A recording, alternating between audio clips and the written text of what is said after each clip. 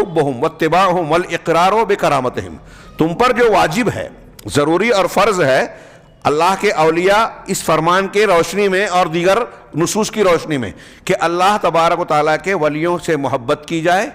ہاں، جو اللہ کے ولی سے دشمنی کرے گا وہ اللہ رب العالمین اس کے اعلان جنگ کر رہا ہے. من عاد علی ولیا فقد آذنتہ بالحرب، بخاری کی حدیث قدسی ہے. تو کہا ان سے محبت کرنا لازم ہے، واتباعہم، ان کی اتباع کرنا، جو ان کے شریعت کے مطابق اعمال عقائد ہیں اس کو مانا جائے، اسی طریقے پہ چلا جائے. والاقرار بکرامتہم، ان کے کرامتوں کا اقرار کرنا. ان کی کرامت اگر ثابت ہے، اس کا ظہور ہوا ہے تو اس کا اقرار کرنا. اب کرامت کے اقرار کا یہ بھی مطلب نہیں ہے کہ کوئی بھی بلا سند بغیر صفحے کی کوئی بھی الٹی سیدھی بات بیان کرے. ہاں، آج کل جیسا کہ ہمارے یہاں عام مزاج ہے، ہاں، صرف بریلوی حضرات نہیں، وہ لوگ جو فضائل اعمال کے اوپر پورا زور صرف کرتے ہیں دعوت و تبلیغ کے نام پر، جو اللہ کے نبی اور صحابہ کرام اور سلف کی دعوت و تبلیغ کے طریقے پر نہیں ہیں.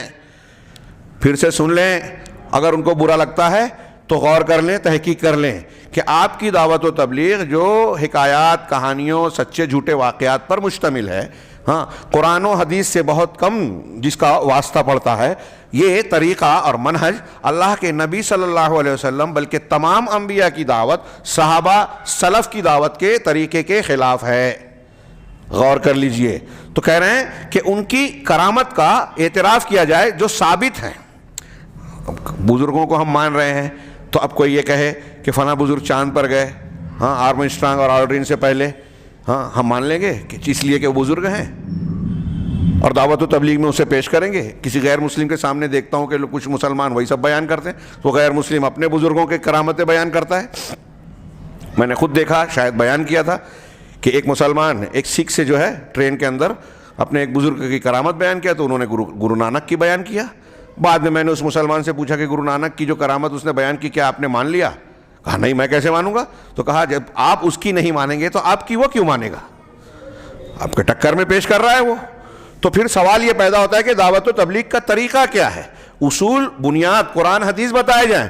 اب ہم اپنے عوام کو ایسے ہی جھوٹے سچے واقعات سناتے رہیں گے، وہ ہمارے ہاں سر دھنتے ہیں کہ ارے کیا بزرگ تھے، کیا ایسے تھے، کیا ویسے تھے. یا وہی کسی غیر مسلم سے سابقہ پڑتا ہے، وہی واقعہ اسے سناتا ہے تو وہ مذاق اڑاتا ہے. وہ کیوں مانے گا؟ آپ قرآن و حدیث کے دلائل بیان کیجئے ہمارے عوام کو دعوت و تبلیغ میں. اس کو خود اس کی تذکیر ہوگی، اصول ضابطے معلوم ہوں گے، ہدایت معلوم ہوگی، صحیح دین معلوم ہوگا، اور یہ اس لائق ہوگا کہ کسی غیر مسلم سے جب گفتگو کا موقع پڑے، دلائل توحید کا موقع آئے، شرک کے رد کرنے کی ضرورت پیش آئے، تو یہ قرآن و حدیث کے دلائل اس کا سب سے مضبوط ہتھیار ہوں گے. لیکن یہ بتایا ہی نہیں جا رہا ہے، پڑھا ہی نہیں جا رہا ہے. اس کی بجائے ایک بزرگ ایسے تھے، ایک خاتون ویسی تھی، اور انہوں نے یہ کر لیا، فلاں سلسلے سے جڑ گئے تو ختم. اب اس کے بعد آپ شراب بیچو، سود کھاؤ، زنا کرو، دھوکہ دہی کرو، جھوٹی قسم کی کوئی بھی زندگی گزارو، نماز روزے سے تعلق نہ رکھو، گارنٹی ہے جنت. یہ دین نہیں ہے میرے بھائیوں.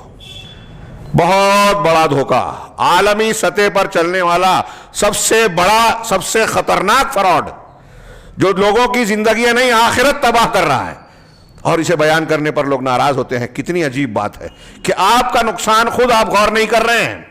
وہاں اللہ تبارک و تعالیٰ نے قرآن میں کہا نا کہ تم وَلَا تَكُونُوا كَالَّذِينَ نَسُوا اللَّهَ فَأَنسَاهُمْ أَنفُسَهُمْ، کہ ان لوگوں کی طرح نہ ہو جاؤ جنہوں نے اللہ کو بھلا دیا. تو اللہ نے نتیجے میں کیا کیا کہ خود ان کے نفسوں کو ان سے بھلا دیا. اب ان کو خود اپنا نفع نقصان پتہ نہیں چلتا کہ ہمارے لیے کیا فائدے مند ہے، کیا نقصان دہ. اس سے پہلے گزر چکی یہ بات، ہاں، کہ جو نقصان کی بات ہے اسے دین سمجھ کے گلے لگائے ہیں، اور جو فائدے کی بات ہے اسے قبول نہیں کرتے، بتانے والے سے بھی ناراض ہو جاتے ہیں. تو اللہ تبارک و تعالیٰ کہ اس دین کو بہت ہی سنجیدگی سے لیں اور یہ باتیں سمجھیں. تو کہہ رہے ہیں کہ ان کی کرامتیں جو ثابت ہیں ان کو مانا جائے، ان کا اقرار کیا جائے. کرامت کا انکار اہل سنہ، اہل الحدیث بالکل نہیں کرتے. جو اہل بدعت میں یہ مشہور کیا گیا کہ اہل الحدیث جو ہے کرامتوں کو نہیں مانتے، بزرگوں کی توہین کرتے ہیں، ان کی شان میں گستاخیاں کرتے ہیں، بڑوں کو ان کو مانتے نہیں ہیں. कैसे माना आपने?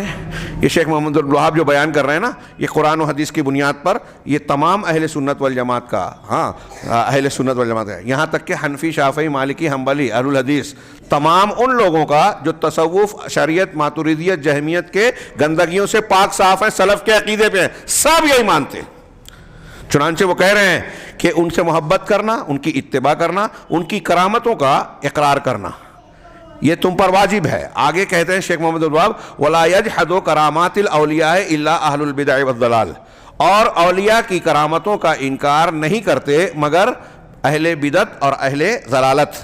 بدعت و گمراہی میں جو لوگ ملوث ہیں وہ کرامتوں کا بالکلیہ انکار کرتے ہیں۔ اب یہاں یہی افراط و تفریط ہے کہ ایک طبقہ وہ ہے جو عقلانیین ہے، نئے علوم اور انبیاء کے علوم کو حقیر سمجھ کے سائنسدانوں، دانشوروں کی فکر کو، ان کے تجربات کو زیادہ اہمیت دیتا ہے، اس کو حقیر سمجھتا ہے، تو وہ اپنی عقلیت پسندی، جو جہلیات ہیں ان کو عقلیات کہہ کے عقلیت پسندی کے نام پر روحانی چیزوں کو، قرآن و حدیث سے ثابت شدہ چیزوں کو رد کر دیتا ہے کہ یہ ہماری سمجھ میں نہیں آتی، رد کر دیا۔ یہ ایک طبقہ جو عقل کو حکم بنا رہا ہے قرآن و حدیث کے مقابلے میں، حالانکہ وہ بھی ناقص عقل ہے، اور دوسرا طبقہ اس کے مقابلے میں وہ ہے جو جب کرامت کو مانتا ہے تو ہر الٹی سیدھی روایت، جھوٹی روایت جو کرامت کے نام پر بیان کی جائے اس پر آمنا صدقنا کہتا ہے، اس کی جستجو نہیں کرتا کہ یہ سندن ثابت ہے یا نہیں ہے۔ یہ ایسا تو نہیں ہے کہ قرآن و حدیث کے مضامین کے خلاف ہو، ایسے کتنے واقعات بیان کیے جاتے ہیں جو قرآن و حدیث سے سراح ٹکراتے ہیں۔